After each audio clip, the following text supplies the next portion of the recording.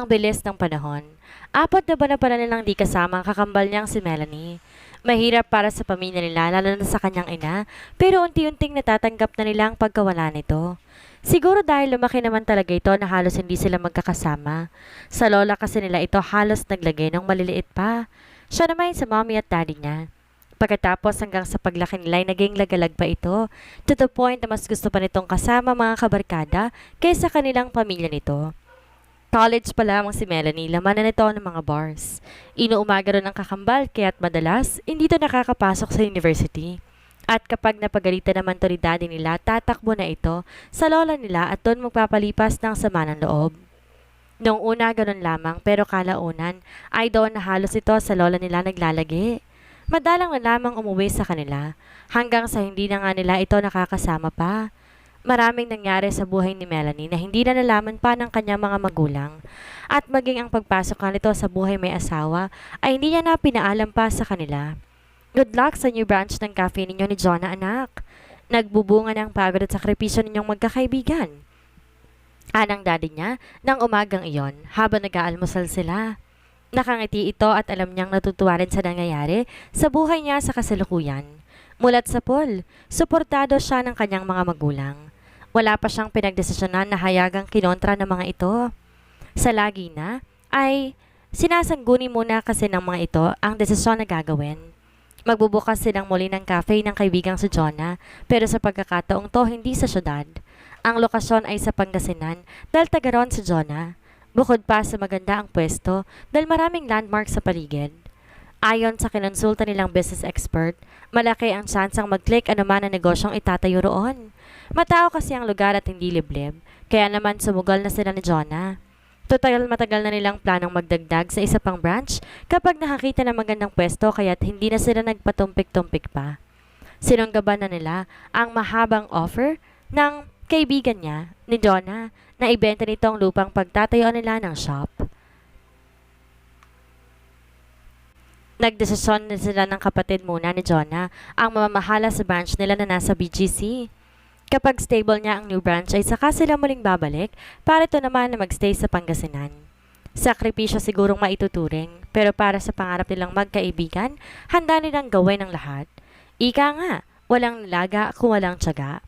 Palagi nilang inaalalang pangaral sa kanila ng lola ni Jonah na magsikap at magtanim sila ng marami para kapag tumanda sila, ani na lamang ng ani. Natandaan niya ang pangaral na iyon at yun ang ginagawa niyang motivation. Salamat ho, Dad. Sana ho'y mag-click din ng mga customers para masaya. Nakangiti niyang sabi.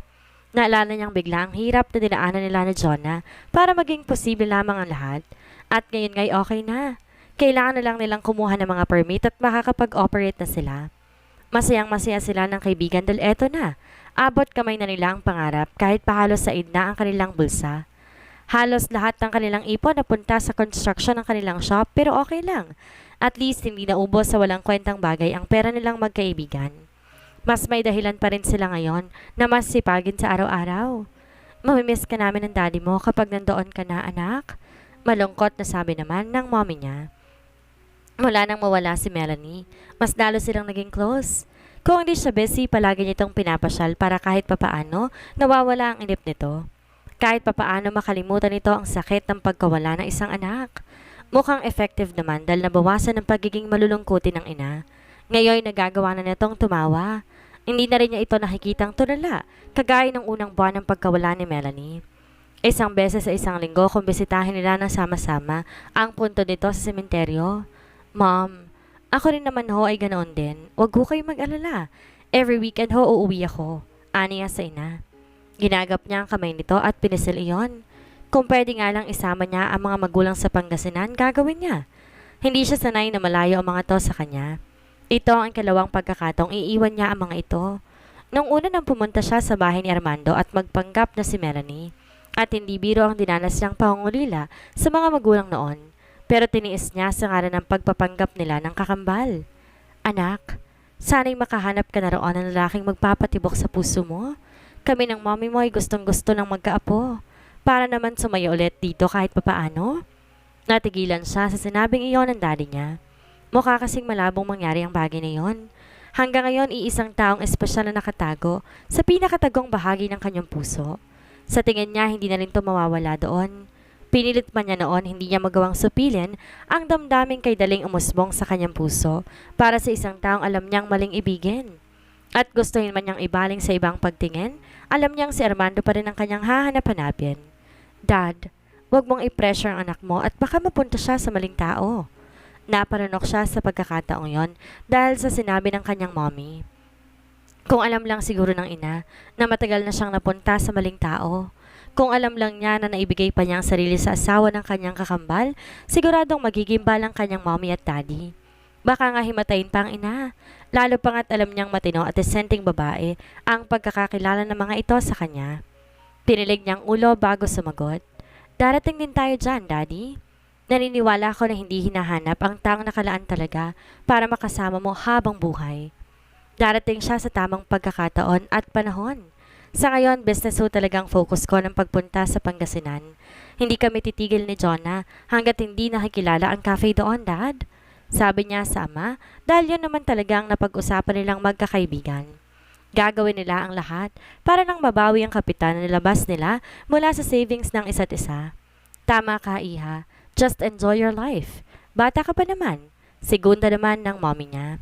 Ang mahalaga, mag-enjoy kayo ni Jonah. Nakikita naman namin ng daddy mo na masaya kayong dalawa sa ginagawa ninyo. Thanks, Mom. Pagkatapos ng almusal, ay inayos niya na ang mga gamit dahil namang oras ay darating na si Jonah para lang daanan siya. Excited siya na hindi niya na maintindihan. Halos hindi niya na nga malasahan ang pagkain niya kanina dahil talagang halos hilahin niya ng oras para bumiyahe na sila. Didiretso na sila sa Lingayen, Pangasinan. May mga bahay ito roon pero sinabi nitong sa bakanting bahay ng kapatid nito na nag-migrate na sa Amerika sila tutuloy. Wala na raw kasi na tumatao doon. Pero wag daw siyang mag-alala dahil naipilinis na raw nito. Wala rin na daw silang aalalahanin sa upa dahil ang gusto lamang di umano ng kapatid niya ay mayroong tumao sa bahay. May pamahiin kasi ang pamilya ni Jonah na mas mabilis masira ang bahay kapag walang nakatira. 15 minutos na ay natanaw na niya ang paghinto ng kotse nito sa tapat ng bahay nila. Hindi ito bumasina bagkos ay umibes para pumasok muna. Parang anak na rin ang turing ng mga magulang niya sa kaibigan. Kapag darating ito sa kanila, hindi ito nawawalan ng bitbit na kahit ano lamang para sa mommy at sa daddy niya. Kagaya na lang ngayon, may dala tong prutas para sa mommy niya. Kalugman ng kaibigan at may pagkamagasdaw, likas naman dito ang pagiging magalang. Yun sigurong dahilan kung bakit minahal na din ito ang kanyang mommy at daddy na parang tunay na anak. Hello po, tito, tita? Humalik to sa pisngi ng mga magulang niya, sabay abot sa mga mommy niya ng dala. Maraming salamat, iha? Anang mommy niya. Jonah, ikaw nang bahala dito sa anak namin ha? Kapag may hindi magandang nangyayari doon, tumawag ka na kaagad. Bili naman ng daddy niya sa kaibigan. Opo naman, tito. Simulat sa pool naman ho, ako na ang tagapagtanggol itong anak ninyo, kaya wag na ho kayo mag-alala. Kumpiyansang sabi pa ni Jonah. May tiwala naman kami sa iyo, Jonah. O siya, ang mabuti pa'y lumakad na kayo. Aabutin kayo ng init sa daan. Segunda ng mommy niya na mga sandaling iyon ay mahigpit siyang hawak sa kamay. Maya-maya pa'y niyakap siya nito na mahigpit. Ginantihan niya ang ina at saka niyakap din ng ama bago sila umalis. Ramdam niyang nalulungkot ang mga ito pero sinisikap na wag siyang makahalata. Excited ka rin no? Aminin mo. Nakangiting sabi ni Jonah nang nasa biyahe na sila. Siyempre naman, ikaw ba hindi? Ganting tanong niya. Siyempre naman excited din. Grabe ang ganda at ang laki kaya ng space natin doon. Hindi kagaya ng sa BGC. Maliit at masikip dahil limited lang ang space. Baka sa mukha ni Jonah na totoong excited to dahil bagyapang lumaki ang mga mata nito habang nagkukwento. Sa bagay nga. Tapos ang mahal pa ng upa. Kung di lang talaga malakas yun, siguro lumipat na tayo. Sinabi mo pa? Tanghali na makarating sila sa Pangasinan. Ito ang unang beses na nakita niya ang shop nila sa personal dahil ang naging kayarian at disenyo noon, pinakita lamang ni Jonah sa kanya sa cellphone. Namangha siya sa ganda. Parang gusto niyang maiyak dahil matagal na nilang pinapangarap ito ng kaibigan. Sa BGC kasi umuupas sila ng pwesto pero ito'y ganap ng kanila dahil nabili na nila ang lupang kinatatayuan nito dahil sa pinagsamang savings nila ng kaibigan. Yun lamang ay napakalaking blessings na para sa kanila. Ang konstruksyon naman ng mga kapatid ni Jonah ang namahala, kaya kahit papaano ay malaki ang naging tipid nila. Ayos na ang lahat. Tables, chairs, etc. Naroon na din ang mga machines nila. Like it? Untag nito sa pananahimik niya habang sinisipat ang kisame na siyang atraksyon sa loob ng shop. Napakaganda ng disenyo sa loob. Sobra, Jonah. Hindi ako makapaniwala na kaya natin gawing posible ang pangarap lang natin noon. Sabi niya na nakatingala pa rin. Oh, baka may maiyak pa dyan. Huwag kang mag-alala at itong branch na to, manganganak pa ng isa pang branch soon. I claim it. Ito ang gusto niya sa kaibigan. Positive tong mag-isip kaya't madalas nadadamay siya. Kapag mabigat ang pakiramdam niya ay nagagawa nitong pagaanin. I claim it too. Good. Wait, Meredith, what if ikaw na lang pumunta sa munisipyo para kunin yung mayor's permit natin? May tumawag na sa akin kahapon releasing na raw. Darating yung magde-deliver ng mga utensils natin, akong kausap dun. Baka hindi ba kapag ikaw magre-receive? Ganun ba? Sige, Jonah. Armando's POV. I'm glad na nakarating ka, pare. Ani Alden, ang mayor ng Lingayen, Pangasinan, na naging kaibigan niya na sa maikling panahon niya sa serbisyo. Mabait ito at di sila nagkakalayo ng ugali, kaya madali niyang nakasundo ang alkalde. Nagkakilala sila nito sa isang retreat na dinilohan nila noon sa Baguio. Nagkakwentuhan at nasabi niya rito na may resort sila sa San Fabian, Pangasinan. Natuwa ito at nasabing papasyalan iyon kapag may pagkakataon. Minsan nga may seminar ang mga empleyado nito sa Villa Catarina yon ginaganap. Tuwang-tuwa ito sa sinabing nakakainggit siya dahil meron siyang resort na ganoon. Kaganda. Sa katuwaan pa nga nito ay tinanong pa kung magkano ang kailangan budget para makapag-operate ng ganong resort. Mabait si Alden. Bukas sa loob nito ang paglilingkod para sa bayan kaya rin marahil nagkasundo silang dalawa. Kagaya niya ay mainit ang mata nito sa mga korap at tiwaling nanunungkulan sa gobyerno. Marami din silang hilig na magkakapareho at hindi rin nagkakalayo ang edad nila, kaya marahil ay madali silang nakapalagay ng loob. Kagaya na lamang din na solo din tong anak. At wala silang ibang topic kapag magkasama sila, kundi pag-usapan ng balak nila sa bayang nasasakupan ng isa't isa. Naglalatagan sila ng plataforma. Syempre naman pare, basta para sa mga mamamayan natin, anda tayong tumugon dyan. Taos sa puso niyang sabi sa kaibigan. Magkakaroon ng malaking livelihood project ang Lingayen at gusto nito na maging bahagi siya roon. Ang programa ay naglalayong bigyan ng hanap buhay ang mga PWDs at yung mga tinatawag na indigent families. Napag-usapan nila na gagawin din niya ito sa San Miguel pagkatapos dito sa Lingayen. Kaya narito siya ngayon sa opisina nito para pag-usapan ang ilang mga detalye. Ang mga magiging sponsors kasi ng proyekto ni Alden ay balak niya na gawing sponsor kapag siya naman na nagtayo ng sabing livelihood program sa bayan nila. Nangangampanya pa lamang ito ay ito na talaga ang plataforma niya, ang bigyan ng trabaho ang mga mamamayan sa bayan nila na talagang walang-wala. At sa tingin niya ay maisa sa katuparan niya iyon sa lalong madaling panahon. Magkakasundo pala talaga tayo, dude. Bukod sa pareho tayo na estado sa love life, pareho din na may puso tayo para sa mga tao. Kaya pala nagkakilala tayo Ani Alden na nakipag-high five pa sa kanya. Napangiti siya. Kagaya niya, byudo rin ito. Mas matagal nga lang dahil nagwawalong buwan na buhat ng mamatay ang asawa nito dahil sa cancer. Sa ngayon, alam niyang may dinedate itong babae na kung pagbabasihan niya ang mga kwento nito, mukhang seryoso naman ang batang alkalde. Mukhang bibig nito si Sandra kapag silang dalawa lamang ang nag-uusap. Kitang-kita niya ang ningning sa mga mata nito kapag napag-uusapan ang babae. Daig pa nito ang teenager na kasalukuyan pa lamang nai-inlove sa first love. Kahit paano naigit siya ng bahagya dito dahil doon. Kung sana'y kagaya siya nito ngayon na nakangiti ng totoo. I know, right? How is Sandra, pare? Ano na ang status niyo ngayon? Kagaya ng inaasahan niya na ay maluwag itong ngumiti nang tanungin niya yon. Noon pa lang alam na niya na masaya ito. Ayos naman, pare. We're still getting to know each other. Masaya kami sa company ng isa't isa at tingin ko, yun muna ang mahalaga sa ngayon. Anitong nakatingin ng diretsyo sa mga mata niya. Happy for you. Bukal sa loob, nasabi niya dito at saka tinapik sa balikat. Ikaw pare, don't you think na kailangan mo rin ng bagong inspirasyon para magpapasaya sa'yo? Bata ka pa. Isa pa, sayang ang ganda ng laki mo kung wala kang magiging lahi, dude. Kung ako sa'yo, uumpisahan ko na bumuo ng panganay. Natawa siya sa biro nito. Kung sana'y ganon lamang kadali ang lahat. Kung sana kaya niyang gumawa ng anak kahit kaninong babae lamang. Hindi kasi kagaya niya may anak na isa si Alden. Pero maya-maya, naging seryoso din siyang bigla. Bumalik na naman kasi sa isip niya ang mga nangyari na hanggang ngayon ay hindi pa rin niya nakakalimutan. Walang oras na hindi niya naisip ang kakaibang karanasan na akala niya sa pelikula lamang nangyayari. Wala pa sa isip ko yan ngayon. Siguro focus na muna ako sa San Miguel. Kahit papaano ay nakakalimot ako. Aniya na may bahid naman ng katotohanan. Sa tuwing nasa munisipyo siya o di kaya naman ay nakaharap at nakangisi ang hinaing sa mga kinasasakupan. Nawawala ang lahat ng gumugulo sa kanyang isip. Nakakalimutan niyang sandali ang lahat. Yun nga lang, kabaliktaran na ang nangyayari kapag sumapit ng gabi.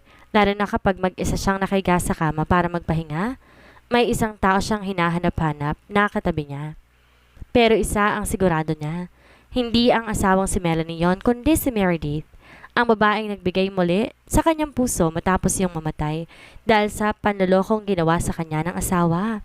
Hindi niya alam kung ano ang pwede niyang gawin para makalimutan niya na ito ng tuluyan. 4 na buwan na nakakaraan, pero hanggang ngayon, hindi pa rin siya nakaka-move on. Para nakikita pa rin niya ito sa 4 na sulok ng silid niya. Nakangiti at masayang nakatingin sa kanya, kahit pa wala naman siyang ibang ginawa kundi ang sungitan at singhalan lamang ito noon. Hindi rin ilang beses na natokso siyang puntahan ito sa bahay ng mga magulang, pero pinakakapigil niya lamang ang sarili. Ayaw niyang kung ano pa ang isipin ng mga tao. Sa tingin niya, hindi pa ito ang panahon para magkita sila. Kung iaadya ng pagkakataon ay okay lang, pero kung sasadyain niya ito'y mukhang hindi niya kayang gawin. Lalo na't wala naman siyang alam na isasagot, sakaling magtanong ito kung anong kailangan niya.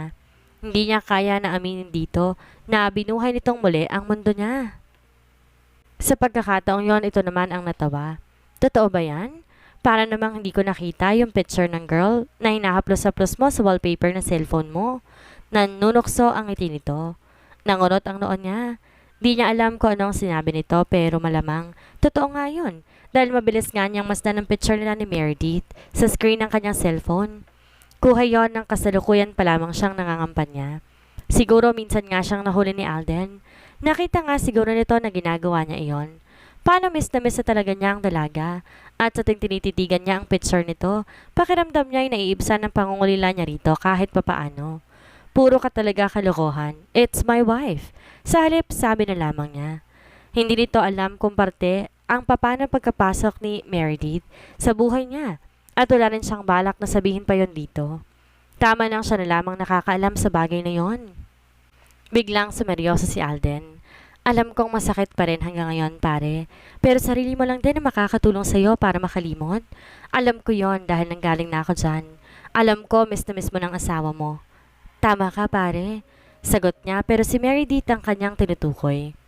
Nang sumapit ang 11:30, nagpaalam na rin siya kay Alden. Matapos silang ma-finalize ang lahat, masaya siyang lumabas ng opisina. Bit-bit ang pag-asang may magandang balita siyang maihahatid sa mga taga San Miguel. Inihahatid siya nito sa pinto ng opisina, pero hindi na ito nakasama sa paglabas niya dahil may sinagot tong importanteng tawag. Bagkos pinasamahan siya nito sa sekretary at bodyguards. Sa labas, naghihintay ang ilang polis kasama niya na kanina hindi niya na pinapasok sa loob. Nasa kotse na siya kasamang pulis na palagi niyang kasama simula noon. Nang biglang may mahagip ang kanyang mga mata, hindi siya maaaring magkamali. Si Meredith na nakikita niya ngayong palabas na entrance ng Municipal Hall. Bigla ang pagragasa ng tibok ng kanyang puso. Kaagad ay natulala siya at walang ibang nagawa kung hindi ang sundan nito ng tingin sa kanyang kotseng pinasukan nito. Billy, doon ka na muna sumakay sa kabila. Aniya sa pulis na katabi. Mayor? Sabi nitong halatang nagulat sa sinabi niya. Lipat ka muna sa kabila. Huwag niyo na rin akong sundan. Just wait for me here. Babalik ako dito mamaya. May aasikasuhin lang akong personal. Copy, sir? Bumaba ito, ganon din siya. Lumigid siya sa driver seat at bago pa niya ma-realize kung anong gusto niyang gawin, nasumpungan na lang niya ang sariling sumusunod na sa kotseng minamaneho ni Meredith. Hindi niya maipaliwanag ang nararamdaman. Sa loob ng 4 na buwan na hindi niya ito nakita, parang may kung anong nabuhay sa kanya na makita niya ito ngayon. Tinatahak nito ngayon ang daan patungo sa mataang lugar sa Barangay Basik. Bumaba ito sa isang bagong establishmento. Pumarada siya sa tapat noon at nagmamanman. Buhat sa kinaroroonan na tanawan niyang kasama nito sa loob ang isang babae. Sa tingin niya nag-aayos sa mga to. Tanaw niya sa loob ng kinaroroonan nito dahil ang dingding na lugar purong glass wall. What is she doing here? Bulong ng kanyang utak. Maya-may napadako ang kanyang mata sa signage sa gawing bubong noon. M&N Cafe. Hindi nga pala siya nagkaroon ng pagkakataon na alamin kung anong pinagkakabalahan nito sa totoong buhay. Siguro business ito. Sa tingin niya ready to operate pa lamang ang naturang shop dahil kasalukuyan pa lang tong nag-aayos sa loob katulong ng babae na kasama nito. Hindi niya alam kung gaano siya nakatagal na hinto doon. Mula rin kanina ay hindi niya magawang alisin ang mga mata kay Meredith. Tanging gusto niya ititigan lamang ito hanggang sa magsawa ang kanyang mga mata. Naalala na naman niya naging huling pag-uusap nila ni Melanie bago to mawala. Naituloy niya ang naunsaming relasyon ng kakambal nito. Pero paano naman niya gagawin yon kung sa tingin niya ay mukhang wala namang kainti-interes si Meredith na magbalik siya sa buhay nito. Sa tingin niya masaya ito lalo pa ngayon nang mawala na siya sa buhay nito. Maya-may may humintong sasakyan sa harapan niya. Maya-may may humintong sasakyan sa harap mismo ng M&N Cafe. May dala itong bulaklak at diretsong pumasok na sa loob. Sandali siyang nag-isip kung saan niya ito nakita. Bigla niyang naalala nito nga rin palang lalaking kasama noon ni Meredith sa ospital nang dalawin nito ang kakambal. Nakasunod ang mga mata niya rito hanggang sa loob. Kitang-kita niya nang humalik ito sa pisngi ni Meredith na naging dahilan ng pagbigat ng kanyang dibdib. Ano ang gagawin ni Armando ngayong muling nakita niya si Meredith? Ito pa rin nga kaya ang huling hiling ni Melanie, gayong may puwang na rin naman sa puso niya si Meredith? Yan ang ating aalamin sa susunod nating kabanata.